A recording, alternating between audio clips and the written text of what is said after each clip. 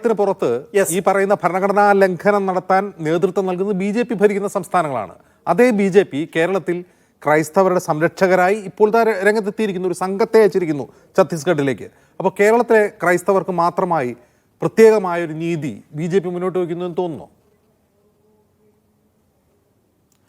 ഈ ബി.ജെ.പിയുടെ ഏറ്റവും വലിയ ജനാധിപത്യ വിരുദ്ധമായിട്ടുള്ള ഒരു ചിന്തയാണ് ഇവിടുത്തെ ക്രൈസ്തവരെ നേടണം, ഇവിടുത്തെ മുസ്ലിംസിനെ വേണ്ടേ, അവർക്ക് ഇവിടുത്തെ ഹൈന്ദവരെ വേണ്ടേ, ഇവിടുത്തെ മതമില്ലാത്തവരെ വേണ്ടേ.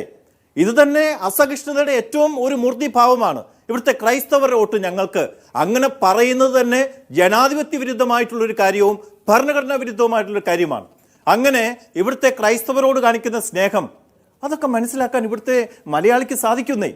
അതിനൊന്നും ഒരു ആത്മാർത്ഥതയില്ല എന്നുള്ള കാര്യം ഇവിടുത്തെ അരിഭക്ഷണം കഴിക്കുന്നവർക്കും അക്ഷരജ്ഞാനമുള്ളവർക്കും മനസ്സിലാകുന്നേ. അല്ലാതെ ഇവിടെ കേക്കുമായിട്ട് വരുന്നു, അവിടെ പോയിട്ട് അങ്ങനെ ചെയ്യുന്നു. അപ്പം ഈ കേരളത്തിൽ വിഷം കലക്കി ഇവിടെ പ്രശ്നമുണ്ടാക്കി സമുദായങ്ങളെ തമ്മിൽ തല്ലിച്ച് അതിൽ നിന്ന് നേട്ടം കൊയ്യാനുള്ള ശ്രമം ആര് നടത്തിയാലും അതിവിടെ വിജയിക്കാൻ പോകുന്നില്ല. അത് തീർച്ചയായിട്ടും ഉണ്ടാവും. ഇപ്പോൾ ബി.ജെ.പി. ചെയ്യേണ്ടത് എന്തായിരുന്നു? ബി.ജെ.പി. രാഷ്ട്രീയ പാർട്ടിക്ക് പ്രവർത്തിക്കാം.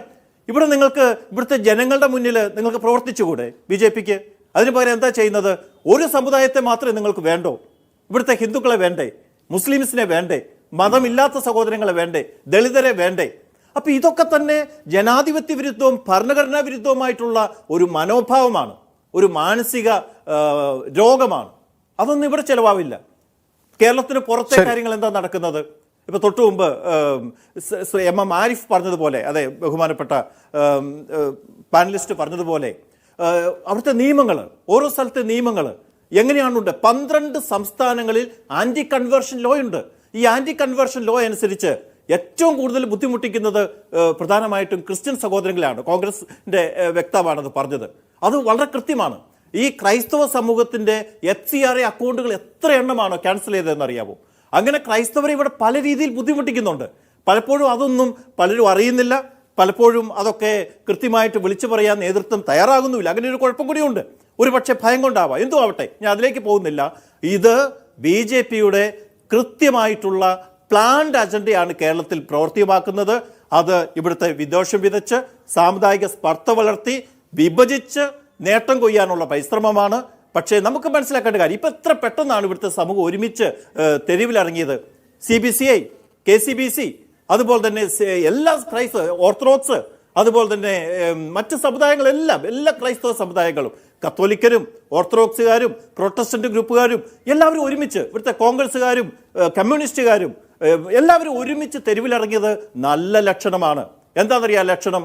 ഇവിടെ മലയാളി മനസ്സിലാക്കുന്നു, ഇവിടെ ഇരട്ടത്താപ്പ്, അതായത് വെറുപ്പ് വിതച്ച് അല്ലെങ്കിൽ മറ്റുള്ളവരുള്ളിൽ വിഷം കലക്കി ഈ കേരളത്തിൽ നിന്ന് രാഷ്ട്രീയ നേട്ടം കൊയ്യാൻ ഇവിടെ ഒരാൾക്കും പറ്റില്ല. ഏത് പാർട്ടി വന്നോട്ടെ, ഇനി ബി.ജെ.പി. അല്ല മറ്റൊരു പാർട്ടി വന്നോട്ടെ, എന്നാലും സാധിക്കില്ല എന്ന് കേരളത്തിൽ ഇന്നത്തെ ദിവസം വിളിച്ചു പറഞ്ഞു. ഇന്ന് ആ മീഡിയാസിൽ നോക്കൂ, വളരെ സന്തോഷമുണ്ട്.